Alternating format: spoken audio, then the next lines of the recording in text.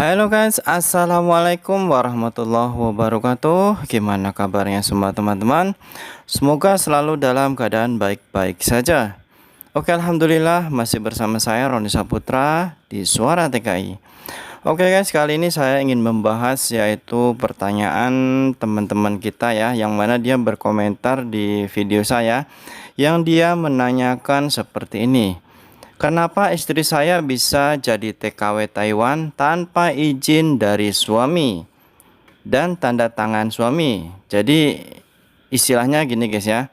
Dia menanyakan kenapa istri saya bisa berangkat ke Taiwan tanpa ditanda tangan oleh suami ya. Jadi kan biasanya kalau pengen berangkat ke luar negeri ya, meski harus mendapatkan izin dari suami atau tanda tangan dari suami. Tapi ini kok kenapa istilahnya tanpa tanda tangan tersebut PT bisa memberangkatkan, atau istilahnya kok bisa berangkat ya? Ini tentunya sesuatu pertanyaan yang harus dibahas ya. Karena kalau seumpama kasusnya semuanya seperti ini, tentu sangat berbahaya sekali ya apabila seorang istri bisa berangkat ke luar negeri tanpa harus ada izin dari suami. Ini yang harus kita jelaskan secara terperinci ya.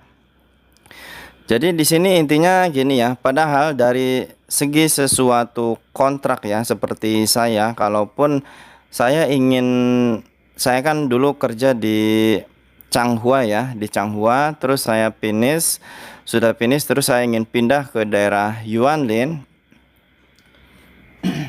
Di situ, kalaupun saya seorang laki-laki ya, tentunya harus mempunyai izin dari kedua orang tua ya. Yaitu di situ saya sampai nelpon ke orang tua, suruh buat surat pernyataan, yaitu pernyataan mengizinkan ya, bahwa kedua orang tua saya mengizinkan kalau saya untuk memperpanjang atau istilahnya pindah pabrik untuk kerja lagi di Taiwan. Dan di sini yang saya kaget ya, kok bisa istilahnya seperti masa ini komentar katanya, kenapa istri saya bisa berangkat ke Taiwan tanpa dengan tanda tangan dari suami. Jadi intinya seperti ini kemungkinan ada permainan dari pihak sponsor ya. Pertama dari pihak sponsor, mungkin dia istilahnya membuat kata-kata atau omongan, ya udah masalah ini mah nanti gampang saya bisa urus. Kemungkinan itu tanda tangannya itu dibuat secara asal-asalan ya oleh sponsor sendiri atau gimana. Dan kalau PT itu biasanya mengikut dari kata sponsor. Kalau PT kan meski istilahnya dilihat nih mana tanda tangan suaminya gitu. Kalau mungkin udah ada ya mungkin dari pihak PT ingatnya itu benar dari suami ya, padahal mungkin dari permainan orang luarnya ya. Jadi tentunya ini harus waspada juga ya untuk para suami atau para istri. Ya intinya untuk para suami ya. Jadi kalau seumpama sang istri ya tiba-tiba pengen berangkat ke luar negeri, terus istilahnya kan mesti harus ada tanda tangan dari suami, dan tiba-tiba sang istri itu bisa tiba-tiba udah di PT, udah diproses, udah ini, itu berarti sudah mendapatkan tanda tangan yang legal ya, ilegal ya, maksudnya yang nggak benar.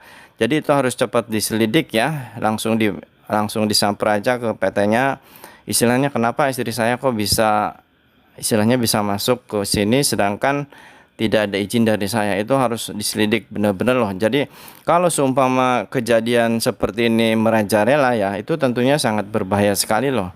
Dan pertanyaan ini saya rasa bisa untuk menjadi pembelajaran untuk semuanya ya. Jadi untuk selalu berhati-hati apabila ada kasus seperti ini, itu harus segera ditindak ya. Jadi jangan sampai istilahnya, khususnya apalagi istri kita ya, seperti istrinya Mas ini bisa pergi ke Taiwan, apalagi dia sampai terbang ya, padahal dia tidak memberi tanda tangan ya. Dan jalur ceritanya seperti gimana kok tiba-tiba bisa istrinya itu berada di PT dan tahu-tahu udah di Taiwan, saya pun itu kurang paham ya, karena dia cuma menuliskan di sini kenapa istri saya bisa jadi TKW Taiwan tanpa izin dari suami dan tanda tangan dari saya gitu kan. Jadi kan tentu ini sesuatu yang aneh sekali kan.